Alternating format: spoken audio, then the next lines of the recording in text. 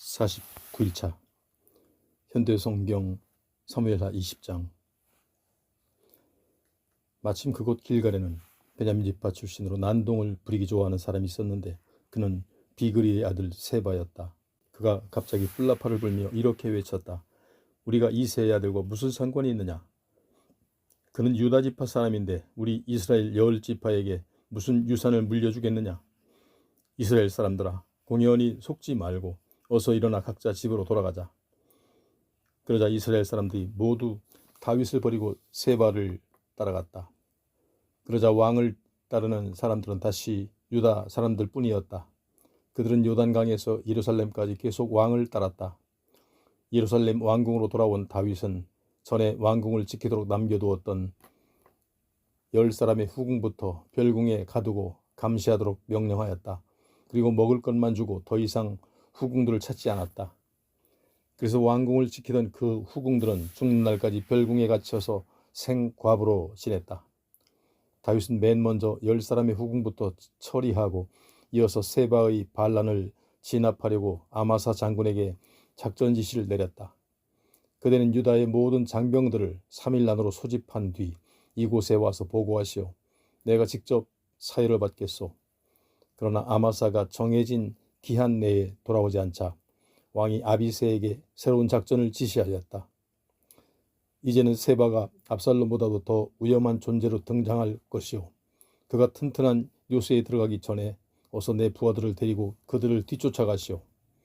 그가 일단 요새에 숨어버리면 우리는 헛수고만 하게 될 것이오. 아비새는 곧 요압이 지휘하는 정규군과 그레 족속과 블렛 족속으로 구성된 다윗의 부하들과 모든 용사들을 거느리고 출전하여 세바를 뒤쫓았다. 그들이 예루살렘 성문을 떠나 기브온의 큰 바위 곁에 이르자 아마사가 지름길로 급히 달려와서 아비새 앞으로 나아왔다. 이때 요압은 군복을 입고 허리에 띠를 띠고 있었는데 그 속에는 단도가 숨겨져 있었다.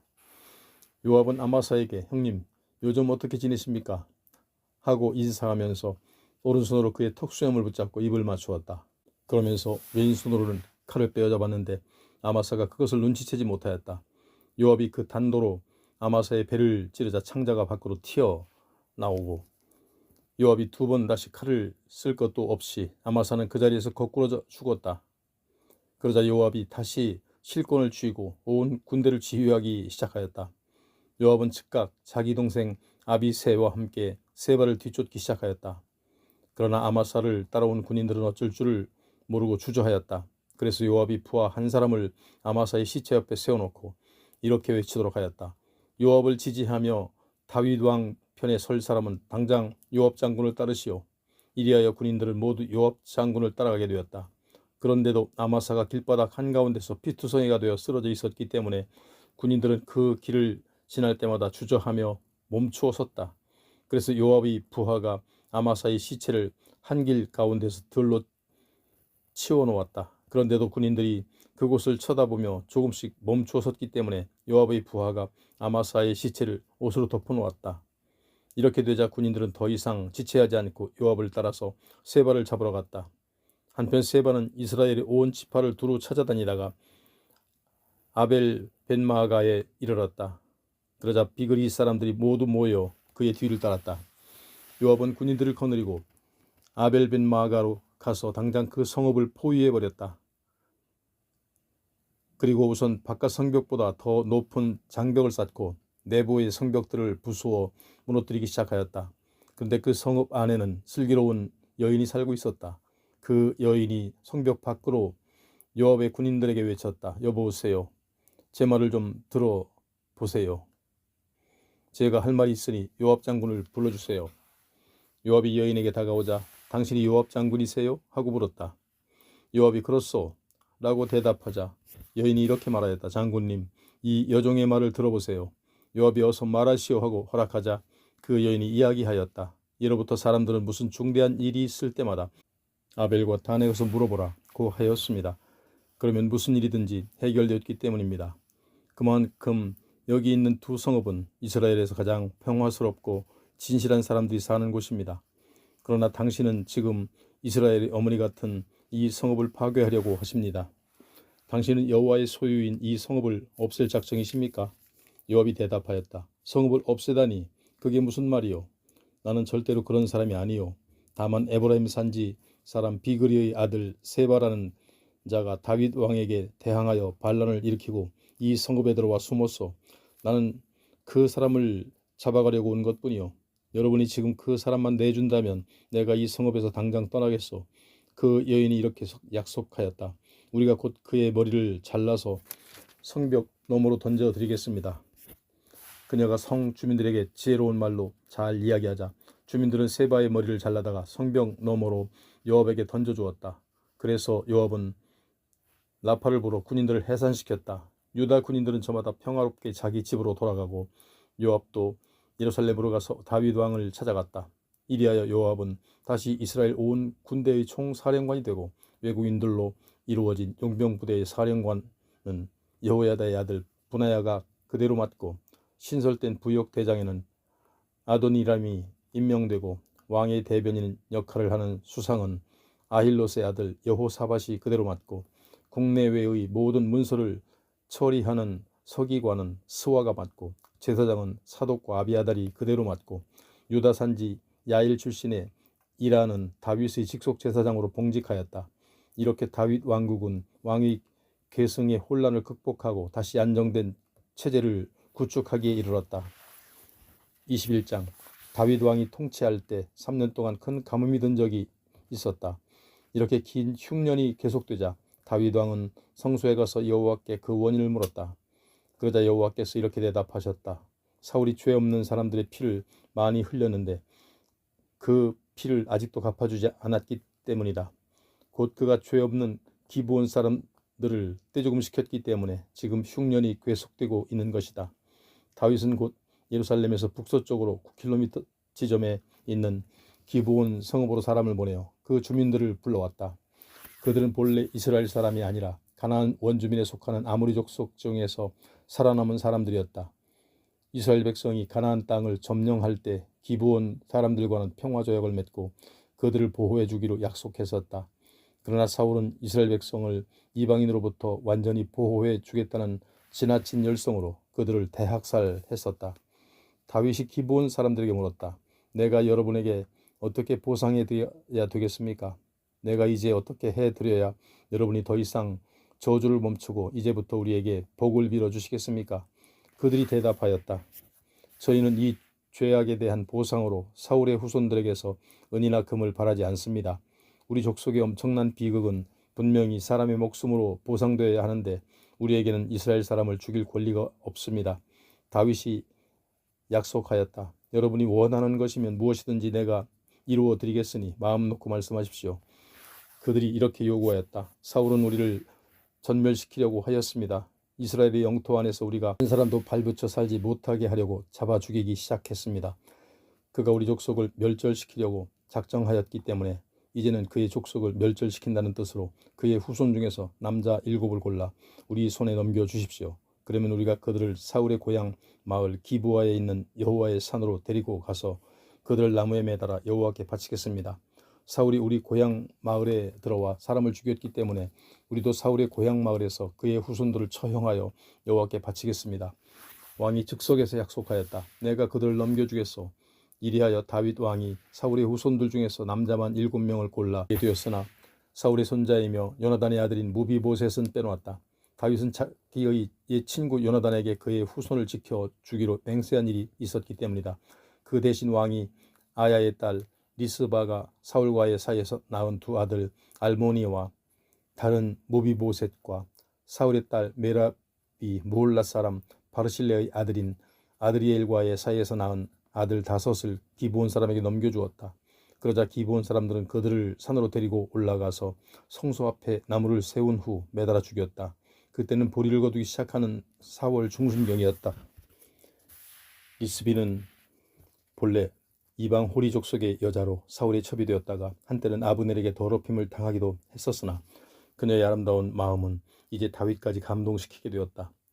리스바는 두 아들이 처형된 것으로 가서 시체들 곁에 굵은 검정색 베옷을 펴놓고 그 위에 앉아 있었다. 추수가 시작될 무렵부터 그 시체들 위로 소나기가 퍼부을 때까지 리스바는 그곳에 앉아 낮에는 독수리들이 시체를 위에 앉지 못하게 하고 밤에는 들짐승들이 달려들지 못하게 하였다. 다윗은 이방 호리족 속의 여인 리스바가 처형된 두 아들을 위하여 그토록 놀라운 일을 하였다는 소문을 듣고 사울과 그의 아들 요나단의 유해를 길르앗의 야베스에서 가져오게 하였다. 블레셋 군인들이 사울의 군대와 길보아 산에서 싸울 때 그들은 이 싸움에서 진 사울과 그의 아들 요나단을 쳐 죽이고 그들의 시체를 벳산의 광장에 매달아 두었다가 거기서 그들의 시체를 몰래 가두어다가 안장시켜 준 이들이 바로 길랏 야베스 주민들이었다.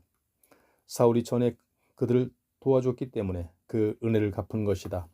다윗은 이제 십자가에 처형된 7사람의 유해도 모아다가 사울과 요나단의 유해와 함께 베냐민 지파의 땅 셀라에 있는 사울의 아버지 기스의 무덤에 합장하였다. 이 모든 일이 다윗의 명령대로 다 이루어지자 하나님은 자기 백성의 기도를 들어주시고 더 이상 흉년이 들지 않게 하셨다. 다윗의 말년에 블레셋 족속이 또 이스라엘 영토를 침략하였다. 다윗이 부하들을 데리고 출전하여 싸웠으나 나이 탓인지 금방 지쳐 있었는데 르바임 족속의 후예인 이스비브노비 무게가 300세겔이나 되는 구리로 된 창을 들고 허리에는 새 칼을 차고 다윗을 죽이려고 덤벼들었다. 이토록 위급한 순간에 수르야의 아들 아비새가 달려들어 그 블레셋 사람을 쳐 죽이고 다윗을 위기에서 건져낸다. 그 뒤로는 다윗이 더 이상 싸움터에 나가지 않았는데 그 이유는 당시 신하들이 이런 서원을 드렸기 때문이다. 임금님, 다시는 저희와 함께 싸움터에 나가지 마소서. 저희가 임금님을 잃으면 이스라엘의 등불이 꺼지게 됩니다. 우리 민족을 어둠에 빠뜨리지 마소서. 그 뒤에 다시 곱에서 블레셋 족속과 전쟁이 일어났다. 이때는 후사 사람 십보게와 르바임 족속의 거인 삽을 쳐 죽였다. 후사는 베들레헴 지역에 딸린 마을이었다. 또다시 곱에서 블레셋 족속과 싸우게 되었을 때 베들레헴 사람으로 아레오르김의 아들인 엘하나니 블레셋 족속의 가드 사람 골리앗의 아우 나후미를 쳐 죽였다.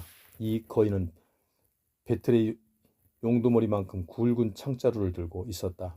그리고 가드에서 블레셋 족속과 또 싸우게 되었는데 여기서도 엄청난 거인이 한 사람 나타났다. 그의 손가락과 발가락은 6개씩 모두 24개였다.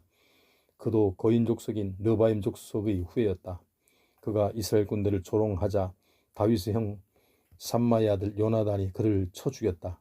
이상 4거인은 모두 블레셋 가드에서 거인 족속인 르바임 족속의 후예로 태어난 자들인데 모두 다윗과 그의 부하들에게 잡혀 죽었다. 22장 여호와께서 다윗과 함께 하셔서 그를 모두 원수들의 손에서도 건져주시고 사울 왕의 손에서도 그를 건져주셨을 때 다윗은 이에 감사하여 여호와께 이런 노래를 지어 부르며 찬양하였다. 여호와여, 주님은 내가 숨을 바위와 요새시며 나를 건져주시고 해방시켜 주시는 분이십니다. 나의 안전한 피난처는 나의 하나님 여호와이시니 내가 주께 피하여 숨겠습니다. 주께서 나의 방패가 되시고 주께서 무서운 군대로 나를 지켜주시고 위태로운 곳에서도 나의 요새가 되시오니 내가 주께로 피할 때마다 주께서 언제나 나를 살인자들의 손에서 건져내 주셨습니다. 내가 살려달라고 부르짖을 때마다 주께서 항상 나를 원수들 앞에서 건져내 주셨으니 여호와여, 내가 주님을 찬양합니다. 죽음의 바다가 내 목에까지 차 올랐으며 나를 삼키려는 파도가 끝없이 내게로 밀려왔습니다. 포승줄이 나를 결박하여 저승길로 끌어가고 죽음의 올가미도 내 무로 드리워졌습니다. 이렇게 죽게 될 적마다 나는 여호와께 부르짖고 나의 주 하나님께 살려달라고 애원하였습니다. 그럴 때마다 주께서 내 목소리를 주님의 성전 안에서 알아들으셨고 부르짖는 나의 목소리가 주님 귀에 다다랐습니다. 분노를 터뜨리며 뛰어오시는 주님 앞에서 땅도 진동하며 뒤틀리고 하늘의 밑바탕들도 뒤흔들리며 벌벌 떨었습니다. 주님의 코에서는 검은 연기가 뿜어나오고 주님의 입에서는 휘황한 불꽃이 솟구쳐 나오고 이글거리는 숯불이 강물처럼 흘러나왔습니다. 주께서 하늘을 기울여 땅에 대고 내려오시며 검은 구름을 밟고 내려오셨습니다. 주께서 날아가는 그룹을 타고 내려오실 때 폭풍의 날개를 타고 오시는 것처럼 보였습니다. 주님은 어둠을 둘러쳐서 성막을 짓고 거하시며 비를 머금은 먹구름과 검은 구름장으로 주님의 성소를 만드셨습니다. 주님으로부터 뿜어나오는 광채는 이글거리는 숯불과 같고 지극히 높으신 하나님의 음성은 하늘과 땅을 진동시키며 울려 퍼지는 천둥 소리와 같았습니다.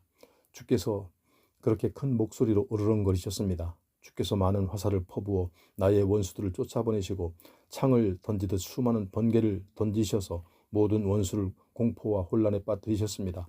여호와여, 주께서 당신의 원수들에게 벼락치듯이 호령을 하시고 주님의 분노가 무서워서 원수들이 모두 떨게 하실 때 바다도 밑바닥이 드러나고 땅의 밑바닥도 드러났습니다. 주님이 하늘에서 손을 내밀어 나를 붙잡아 주시고 물결 속에서 나를 건져내 주셨습니다. 나의 무서운 원수들에게도 주께서 나를 살려내 주셨고 나보다 힘이 센 대적들에게도 주께서 나를 건져내 주셨습니다. 내가 재앙을 당하던 그날에 나를 미워하던 원수들까지 덤벼들었으나 그 모든 원수들의 손에서 주님은 나를 건져내 주셨습니다. 주님이 사방에서 나의 원수들을 몰아내 주시고 내가 다치지 않도록 나를 도와주시며 아껴 주셨습니다. 죄 없이 원수들에게 쫓기는 것을 보시고 주께서 나를 원수들의 손에서 건져내 주셨습니다. 나의 두 손이 깨끗한 것을 보시고 주께서 나에게 상을 내려 주셨습니다. 나는 언제나 주께서 가르쳐 주시는 길을 따라 걸어왔습니다. 무슨 죄를 짓고 주님한테서 영영 떠난 적도 없습니다. 주님의 모든 규정이 언제나 내 눈앞에서 나를 인도하고 무슨 명령을 내리셔도 내가 거스른 적이 없습니다. 나는 언제나 주께서 원하시는 대로 실천하였고 악한 길에서는 언제나 도망쳐 나왔습니다. 내가 이렇게 순종하였기 때문에 주께서 나에게 상을 베풀어 주셨고 나에게 아무 허물도 없었기 때문에 주께서 그것을 아시고 상을 주셨습니다. 주님을 사랑하는 사람에게는 주께서도 사랑을 베풀어 주시고 성실한 사람에게는 성실한 주님이 되셨습니다. 성결한 사람에게는 성결한 하나님이 되시고 거짓된 사람에게는 속이는 대적이 되셨습니다. 그렇기 때문에 주께서 불쌍한 사람은 해방시켜 주시고 교만한 사람은 높은 곳에서 끌어내리셨습니다. 여호와여, 주님은 나의 등불이십니다. 내가 캄캄한 곳에 있어도 나의 주 여호와께서 나의 사방을 환하게 밝혀 주셨습니다. 주께서 나와 함께 계시면 적들이 내게 밀려들어도 내가 그들을 격퇴시키며 주께서 나와 함께 계시면 아무리 높은 성벽이라도 내가 뛰어넘을 수 있습니다. 나의 주 하나님께서 하시는 일은 어느 것이든지 흠이 없고 주께서 하시는 말씀은 어느 것이든지 참되고 거짓이 없습니다. 아무리 큰 위험에 빠져도 주께로 피하기만 하면 누구든지 거기서 안전하게 보호됩니다. 여호와 외에 다른 신이 없습니다. 우리 하나님 여호와께서만 주께 피난하는 사람을 보호해 주시는 반석이십니다. 주께서 나의 허리에 강한 힘을 주시고 나의 앞길을 곧고 평탄하게 만들어 주셨습니다. 주께서 나의 두 발을 암사슴의 발처럼 빨리 달리게 만드시고 가파른 산꼭대기 위에서도 넘어지지 않도록 튼튼한 발을 주셨습니다. 주께서 나의 두 손에 칼싸움을 익혀주시고 나의 두 팔에는 활 쏘는 기술을 가르쳐 주셨습니다. 여호와여, 주님은 나의 피난처시요 나를 돕고 살려주신 분이십니다. 주께서 나의 호소를 들어주시기 때문에 내가 다시 강하게 되었습니다. 주께서 내 다리에도 힘을 주셔서 내가 큰 걸음으로 걷게 되었고 주께서 내 발목에도 힘을 주셔서 내가 비틀거리지 않고 달렸습니다. 그래서 내가 원수들을 쫓아가서 잡아 죽였고 그들이 전멸당할 때까지 쉬지도 않습니다. 내가 그들을 모조리 땅바닥에 때려 눕히면 그들은 내 발 앞에 쓰러져서 영영 다시 일어나지 못하였습니다. 내가 이렇게 싸워서 이긴 것은 주께서 나의 허리에 강한 힘을 주셨기 때문입니다. 나의 원수들이 대들고 일어설 때마다 주께서 그들을 쳐서 내 앞에 쓰러지게 하셨습니다. 사방에서 원수들이 나에게 몰려들어도 주께서 그들을 모조리 쫓아내셨고 나를 미워하는 자들은 내가 직접 잡아 죽이게 하셨습니다. 그들은 사방에서 부르짖으며 살려달라고 호소하여도 그들을 도와주는 이 하나도 없었습니다. 그들이 하늘을 향하여 주께 부르짖어도 주께서 그들에게는 아무 대답도 하지 않으셨습니다. 그래서 내가 그들을 짓이겨 놓아 바람에 나부끼는 티끌처럼 만들었습니다. 그래서 내가 그들을 길바닥의 오물처럼 짓밟았습니다. 주께서 동족과의 온갖 싸움 속에서도 나를 건져내어 왕으로 세우시고 세계 만민의 통치자로 높이셨습니다. 내가 전에 모르던 족속들도 이제는 내게 굴복하고 섬기며 다른 나라 사람들이 찾아와서 내게 엎드려 항복하고 내가 명령하는 일이면 무엇이든지 그대로 듣고 즉각 복종합니다. 그들은 더 이상 내게 저항할 힘이 없어 모두가 떨며 자기들의 토굴 속에서 기어나와 항복하였습니다. 여호와께서 살아계시오니 나는 주님만 찬양하겠습니다. 나의 반석, 나의 피난처이신 주님만 찬양하겠습니다. 주께서 내 원수를 모두 갚아주셨고 세계 만민도 내 발 밑에 굴복시켜 주셨습니다. 아무리 많은 원수들이 사방에서 일어날지라도 주께서 나를 언제나 건져내 주셨고 포악한 원수들이 소나귀에서 빼내어 오히려 나를 그들보다 더 높은 곳에 앉혀주셨습니다. 그러므로 여호와여, 나는 원수들 속에서도 주님만 찬양하며 세계 만민 속에서도 주님의 위대하심만 이렇게 영영 노래하겠습니다. 주께서 나를 왕으로 세우시고 언제나 내게 큰 승리를 안겨주셨습니다. 주께서 내게 기름 부어 선택한 자로 세우시고 언제나 내게 큰 은혜를 베푸셨습니다. 오고 또 오는 앞날에도 주님은 다윗과 그의 모든 후손에게 그토록 큰 은혜를 베푸시는 분입니다. 23장. 이것은 다윗이 마지막으로 지은 시이다. 이새의 아들 다윗이 마지막으로 하는 말을 모두 귀담아 들어라. 나를 세상에서 가장 영화로운 자리에 앉혀주신 분은 하나님이시다. 야곱의 하나님께서 나를 높여 왕으로 세우시고 이스라엘에서 씨를 지어 하나님을 찬양하게 하셨다. 여호와 영이 내 속에서 말씀하셔서 그 말씀이 내 혀로 올라와 있으니 내가 이제 그 말씀을 선포하겠다. 이스라엘의 하나님이 나에게 말씀하시고 이스라엘 백성이 반석이신 분이 나에게 말씀하셨다. 자기 백성을 정의에 따라 다스리는 왕, 하나님을 두려워하면서 다스리는 왕. 그는 구름, 개인, 하늘에 떠오르는 아침 해와 같고 비온 뒤에 땅 속에서 솟아오르는 싱싱한 새싹과 같다. 이것은 진실로 나의 왕실이 밝고 싱싱하게 계속될 것을 약속하신 말씀이 아니냐. 주께서 친히 나에게 영원한 왕실을 약속해 주셨다. 주께서 그렇게 확인하고 보장해 주셨다. 나는 주님의 도우심을 믿고 의지하며 주님은 항상 내 소원을 들어주신다. 그러나 악한 사람들은 말라 죽은 가시나무와 같다. 바람에 뽑히어 밀려다니는 가시나무는 어느 누구도 맨손으로 붙들 수가 없다. 쇠갈퀴나 창살이 있어야 쉽게 찍어다가 불 속에 던질 수 있다. 그러면 그 자리에서 탁 버리고 없어질 것이다. 다윗의 용사는 모두 37명이었는데 그의 군대 총사령관 요압과 거국적인 3용사와 30인 특별부대의 소속된 세 장수와 엘하난에서 우리아까지의 30인 특별부대 용사가 그들이었다. 3용사 중에서 우두머리는 다그몬 사람 요셉바세벳이었다. 그는 단 한 번의 전투에서 창 한 자루로 800명의 적군을 모조리 쳐 죽인 사람이다. 3용사 중에서 두 번째 사람은 아호와 사람 도대의 아들 엘르아살이었다. 그는 블레셋 족속들이 이스라엘을 침략하자 다윗과 함께 출전하여 에베스 담임에서 싸우게 되었다. 이스라엘 군인들을 블레셋 군인들이 두려워서 모두 높은 산악지대로 후퇴해버렸다. 그러나 그는 혼자 적진에 뛰어들어 적들을 소탕하였는데 팔에 쥐가 나고 칼 잡은 손이 굳어져 풀리지 않을 정도까지 적군들을 쳐 죽였다. 여호와께서 직접 개입하신 거룩한 전쟁이었기 때문에 엘르아살은 그날 큰 승리를 거두게 되었다. 마침내 이스라엘 군인들도 다시 전선으로 돌아왔으나 그들이 할 일은 적진에 들어가 약탈하고 노략물을 회수하는 것뿐이었다. 3용사 중에서 세 번째 사람은 하랄 사람 아게의 아들 삼마였다. 블레셋 족속이 이스라엘을 침략하여 레히에서 싸우게 되었는데 그곳에는 다 익은 붉은 팥이 가득 찬 밭 한 떼기가 있었다. 이스라엘 군인들은 여기서도 도주해버리고 싸우지 않았다. 그러나 삼마는 그 곡식밭 가운데로 들어가서 블레셋 족속들을 쳐서 물리쳤다. 이리하여 그들은 그 밭의 곡식을 조금도 훔쳐가지 못하였다. 이것도 여호와께서 직접 개입하신 거룩한 전쟁이었기 때문에 삼마는 그날 큰 승리를 거두게 되었다. 추수가 시작될 때 블레셋 족속이 또 이스라엘을 침략하여 느바인 골짜기에 진을 쳤다.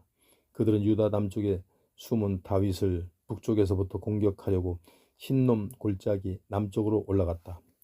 북쪽에 있는 이스라엘 군대가 다윗을 지원하러 내려오지 못하게 하려는 작전이었다. 이때 30인 특별 부대에 소속되었으나 그 수에 포함되지는 않은 세 장수가 아둘람 굴로 다윗을 찾아갔다. 이때 다윗은 산성에 있었고 블레셋 군대의 주둔지는 다윗의 고향 마을인 베들레헴에 있었다. 다윗은 자기 고향 마을에 적에게 짓밟히는 것을 슬퍼하다가 문득 그곳의 시원한 샘물이 생각나자 목이 마르구나. 이제 누가 베들레헴으로 내려가서 그 성문 곁에 시원한 물을 길어올 수 있겠는가 라고 탄식하였다. 그러자 세 장수가 블레셋 진치를 뚫고 들어가 그 샘물을 길어다가 다윗에게 바쳤다. 그러자 다윗은 그 물을 마시지 않고 여호와께 제물로 부어드리며 이렇게 말하였다. 여호와여, 제가 이렇게 부당한 일을 저지르지 않도록 저를 지켜주소서. 제가 이런 물을 마시게 된다면 그것은 목숨을 걸고 가서 물을 길어온 사람들의 피를 마시는 것이나 마찬가지가 아니겠습니까? 다윗이 이렇게 말하며 그 물을 마시지 않았는데 이 세 장수가 바로 그런 일을 하였다. 이제 그 세 장수의 이름과 업적을 살펴보면 다음과 같다. 이 세 장수 중에서 우두머리는 요압의 아우 아비새였다. 그는 창 한 자루만 가지고 300명의 적들을 모두 쳐 죽였다. 이로써 그가 30인 특별부대 중에서 가장 이름을 떨치게 되었다. 그는 30인 특별부대의 우두머리는 되었으나 처음에 3용사에 미치지는 못하였다. 세 장수 중에서 두 번째는 갑세엘 사람 분하야였다. 그는 여호야다의 아들로서 여러 번 큰 공을 세웠다. 그는 모압의 사자라고 소문난 장수 두 사람을 혼자서 쳐 죽였고 눈이 내린 어느 날에는 사자 발자국 따라가서 구덩이에 빠진 사자를 보고 내려가서 때려잡았다. 또한 그는 애굽의 거인을 한 사람 죽인 일도 있다. 그는 막대기 하나만을 가지고 거인에게 달려들어 그가 쥐고 있는 창을 빼앗아 그것으로 그를 찔러 죽였다.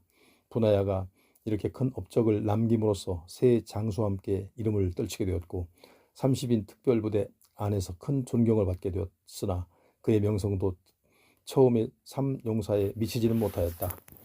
그러나 분하야는 다윗의 경호대장이었다. 세 장수 중에서 세 번째 사람은 요압의 아우 아사헬이었다. 이제 30인 특별부대 용사들의 이름을 열거하면 다음과 같다. 베들레헴 사람으로 도도의 아들인 엘하난, 하룻 사람 삼훗, 하룻 사람 엘리가, 발디 사람 헬레스, 드고아 사람으로 이게스의 아들인 이라, 아나돗 사람 아비에셀, 후사 사람으로 십부게라고도 불리는 부분네, 아우아 사람 살몬, 느도바 사람 마하레, 느도바 사람으로 바나의 아들인 헬렘 등 이상의 10명은 모두 유다 사람으로 다윗이 초기에 얻은 용사들이었다. 베냐민 지파의 기브아 사람으로 리베의 아들인 이때, 비라돈 사람 분하야, 가하스 시넷가 출신의 히때, 아르바 사람 아비알본, 바르훔 사람 아스마웻, 사알본 사람 엘리아바, 야센의 아들 요나단 등 이상의 7명은 북쪽 지역의 사람들로서 다윗의 세력이 이스라엘에 확산된 것을 나타낸다. 남쪽의 유다 용사들 다음으로 북쪽 이스라엘 용사들이 언급된 것은 시기적으로 다윗의 세력이 발전한 모습을 반영해준다. 하랄 사람으로 삼마, 아랄 사람으로 사랄의 아들인 아히남, 마가 사람으로 아하스베의 아들인 엘리벨렛, 길롯 사람으로 아히도벨의 아들인 엘리암, 갈멜 사람 헤스레, 아랍 사람 바알레 등 이상의 6명은 다시 남쪽 지역의 사람들이다. 시기적으로 다윗이 남쪽 사람을 다시 기용하는 단계에 이르러서 쓴 사람들이다.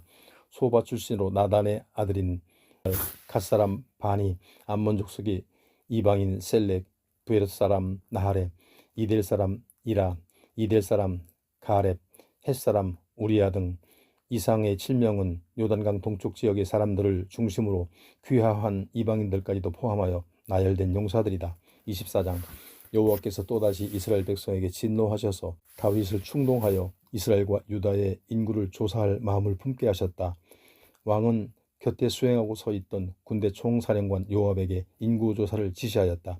그들은 즉각 단에서부터 브엘세바에 이르기까지 이스라엘과 유다의 모든 지파를 두루 다니며 이 나라의 인구를 조사하고 전쟁에 나갈 만한 장병들의 숫자를 나에게 보고하시오. 그러자 요압이 항의하고 나섰다. 임금님, 하나님 여호와께서 이 백성을 번창하게 도와주셔서 이 백성이 지금보다 100배나 더 많아지기 원합니다. 임금님이 살아생전에 그런 일이 이루어졌으면 좋겠습니다. 그러나 나의 주 임금님이시여, 지금 무엇 때문에 그런 일을 하시렵니까? 전쟁이 언제 우리 군대의 수가 많고 적음에 따라서 결정되었습니까? 그러나 왕은 조금도 의견을 굽히지 않고 요압을 비롯하여 모든 군사령관들에게 무조건 명령대로 시행하도록 강요하였다. 이리하여 그들은 하는 수 없이 왕의 명령대로 인구조사를 하게 되었다. 요압은 군사령관들을 거느리고 요단강을 건너 갓 지파의 성읍 아로엘에서부터 인구조사를 시작하였다. 이 성읍은 아론은 시내 골짜기의 중앙에 있는 성읍 남쪽에 위치해 있었다. 그 다음에 그들은 아셀 성읍으로 가서 인구를 조사하고 길르앗 지역을 두루 다니며 조사한 다음 가데스 지역에 있는 해쪽 속의 땅에까지 이르렀다. 거기서 그들은 단 지파의 다냐안을 지나서 시돈에까지 올라갔다.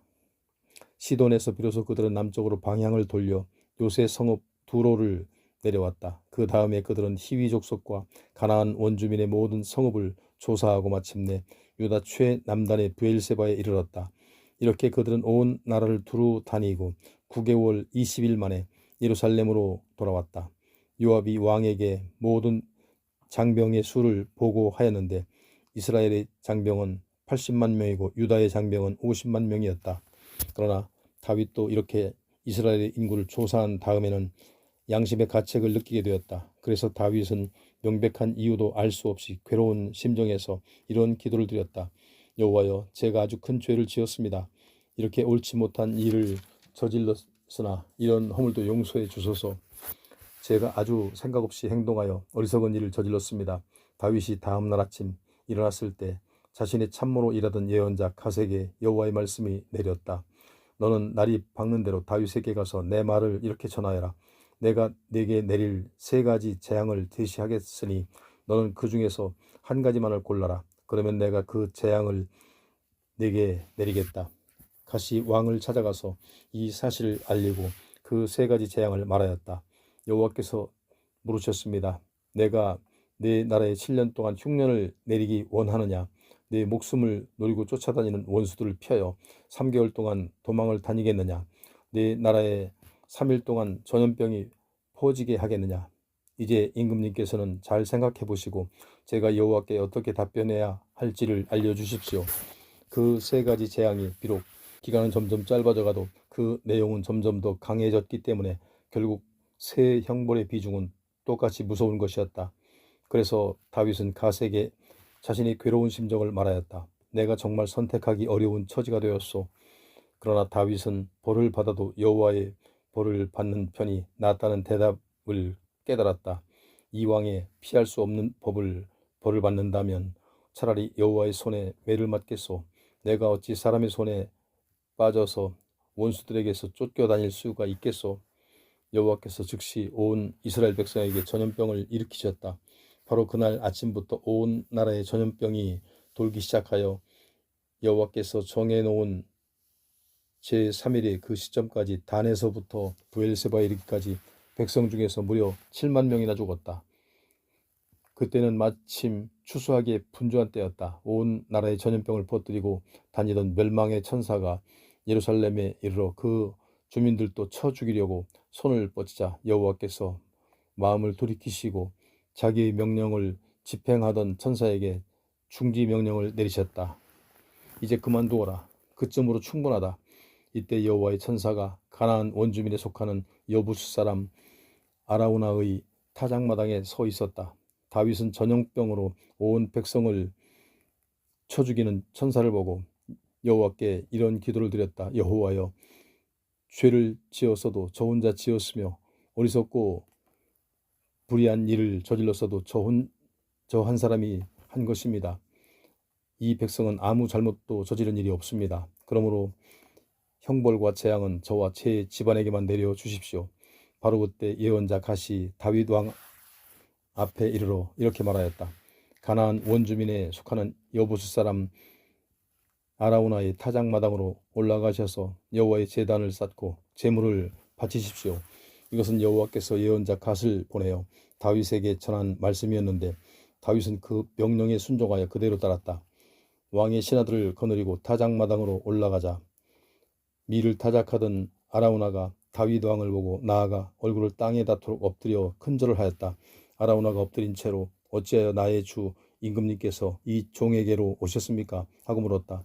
다윗이 설명해 주었다. 내가 그대의 타작마당을 사서 이곳에 여호와를 위한 제단을 하나 쌓아 이 백성에게 내리는 재앙을 그치게 하고 싶소. 아라우나가 아뢰었다. 타작마당을 사시다니요. 제 것도 모두 나의 주 임금님의 것이 아닙니까?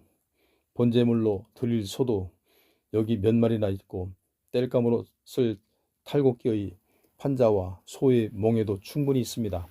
이 종은 이 모든 것을 나의 주 임금님께 그냥 선물로 바치겠습니다. 끝으로 아라우나는 왕에게 이와 같이 말하였다. 이 종의 소원은 임금님의 하나님 여호와께서 임금님의 제물을 기쁘게 받아주시는 것뿐입니다. 그러자 왕은 아라우나에게 단호한 선언을 하였다. 내가 그냥 선물로 받을 수는 없소. 나는 이 타작마당을 그대에게서 사고 싶소. 또 누가 내게 선물로 준 짐승을 가지고 내가 나의 주 하나님께 제물을 바치지는 않겠소. 그리하여 다윗은 은 50세겔을 주고 그 타작마당과 소들을 샀다. 다윗이 그곳에 여호와를 위한 제단을 쌓고 거기서 번제물과 친교 제물을 바치며 그 나라와 그 백성을 위하여 기도드리자 여호와께서 그 기도를 들어주시고 그 땅에 퍼지던 재앙을 거두어 주셨다.